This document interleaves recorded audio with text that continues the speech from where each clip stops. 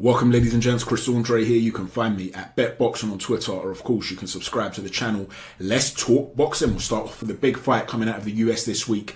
Caleb Plant versus David Benavidez are set to square off, and Timothy Bradley, former world champion, former top 10 pound for pound fighter in the world, has made a very controversial statement. He said, and I quote, after watching Plant against Canelo and seeing how he faded towards the back end of the fight, it wasn't really how he faded physically, it was how he faded mentally. I look at that and I can't get it out of my mind. No matter how much skills this guy's got, I feel like if you put enough pressure on Plant, he will eventually concede, he will give in. That was in an interview with FightHype.com. Now, needless to say, you can question a guy's skill set, you can question his physicality. Once you question his mentality and his warrior spirit, essentially, that fighter could very well get offended. So these are big words from Timothy Bradley. Now, I also put out a video not that long ago where it was after the presser between Caleb Plant and David Benavidez, and I was relaying some arguments that people were putting online. I wasn't saying that this is the position that I was taking, but people that were online were taking these positions, and I was relaying it to you. And as always, I played the defense and the prosecution, giving both sides of the argument and trying to get you guys to give me your opinions. Those people felt that Caleb Plant was so passive against Benavidez in that presser, where both Jose Benavidez and David were so aggressive that he didn't respond at all, Plant, to the point where he started to look too passive. And many people felt as though, in terms of his facial expressions, he actually looked afraid of David Benavidez. And I posed that question to you. So is it possible that Plant was spooked? And is it possible that he really is mentally weak, as Timothy Bradley is trying to proclaim here?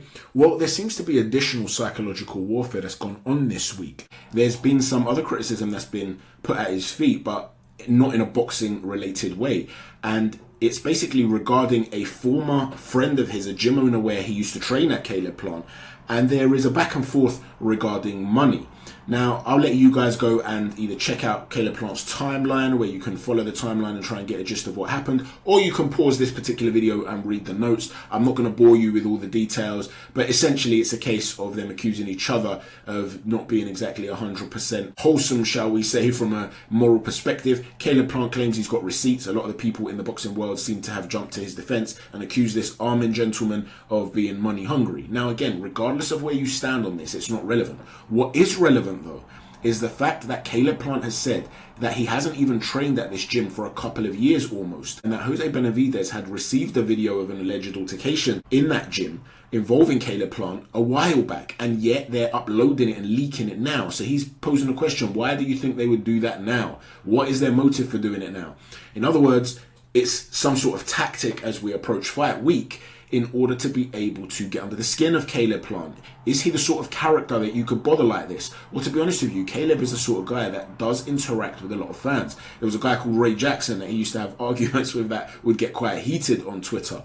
And even now, in another area where he's received criticism as we approach fight week, again, he feels the need to bite up. For instance, in that 24/7 interview, where they follow the fighter's journey towards the fight, he was talking about how when he was coming up as a Caucasian American, there were a lot of people that would assume he didn't know how to fight just because of his skin color. He was talking about certain pre-existing notions and prejudices that he felt he had to overcome. A lot of people were saying, no, Caleb, the reality is that you do have privilege, and that's why you got the Canelo fight. It would have gone to Andre or Charlo had it not been for the color of your skin. This is what certain fans have been saying on Twitter. Kat, who you can find at CatAcore21, she's been saying actually race has no place in boxing, so this has nothing to do with the race. But the reason people had low expectations of Caleb Plant had nothing to do with his skin color. It's to do with the fact that his style is predictable and his skill set is not exceptional. There are better fighters around his weight class, and Caleb Plant felt the need to respond. The real question, he says, is what are the expectations we have for ourselves? It's clear that throughout my life, I've always had higher expectations for me than you've had for you. And I'm not talking about money, I'm talking about the stuff that really counts. Who stuck to their guns? So he's had to take criticism from Timothy Bradley in the build-up to this fight. He's had to try and defend his character and morality in the build-up to this fight, again with the gym owner situation. He's had to defend his abilities as well as the perception that he's been given a helping bump because of his skin color. Now, like I said, whether you believe there's any truth to any of these things or not is not relevant. What's relevant is that he feels he needs to speak up. And because he feels he needs to speak up, it clearly means it's playing on his mind. So do you think that affects preparations in the build-up to this fight? There's a reason, after all, that Jose Benavidez Sr. has leaked this particular video of the altercation. It's a tactical move.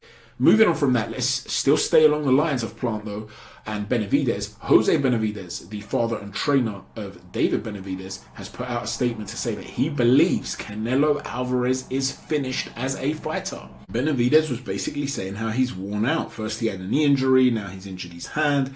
He's heard that Canelo is starting to really live the life, so to speak. Now that seems to suggest a party sort of lifestyle, right? That he understands why this has happened because he's always been very disciplined and stuff like that. But he's not 100% focused on boxing anymore. What do you guys think? Is Canelo Alvarez drunk on his own success? Is he starting to lose the hunger? Maybe he really set that bar higher for that light heavyweight title. He lost to Dimitri Bivol. He's feeling as though his body's breaking down a little bit. And maybe he's thinking, you know what, maybe that's one little step too far. And I'm happy to just take it a little bit easier mentally speaking. Or do you think Canelo Alvarez is the sort of guy that cannot live with the fact that he lost that fight and he will do his utmost to try and rectify it before he even thinks about hanging up the gloves, and that he's still 100% focused and Jose Benavidez is just talking nonsense? Let me know what you think about that. Finally, the other day I was speaking about Michael Hunter and how his team were telling Steve Kim that he's ready to step up and fight Jared Anderson. Well, Michael Hunter is clearly quite desperate for a fight because he's been all over Twitter trying to call out everybody, basically. Dillian White put out a tweet to say that Jarrell Miller is so rubbish, basically.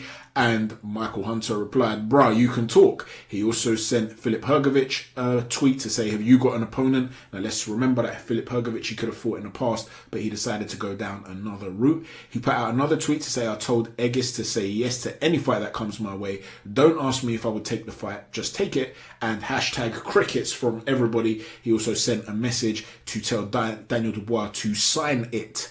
We're assuming that that's some sort of contract offer. So Michael Hunter may very well have that eye of the tiger back, and he's finally saying, you know what, I don't want to lose this opportunity before my body breaks down completely and I'm no longer capable of doing what I was able to do. Give me an opportunity against some top dog. Or maybe he's just desperate for money. Let me know what you think, ladies and gents, about all the topics we've spoken about here today. Please don't forget to hit a stiff jab on the like button, a right cross on the subscribe button, and an uppercut on the notifications button. Thanks for watching, everyone. Chat to you soon. Take care. God bless.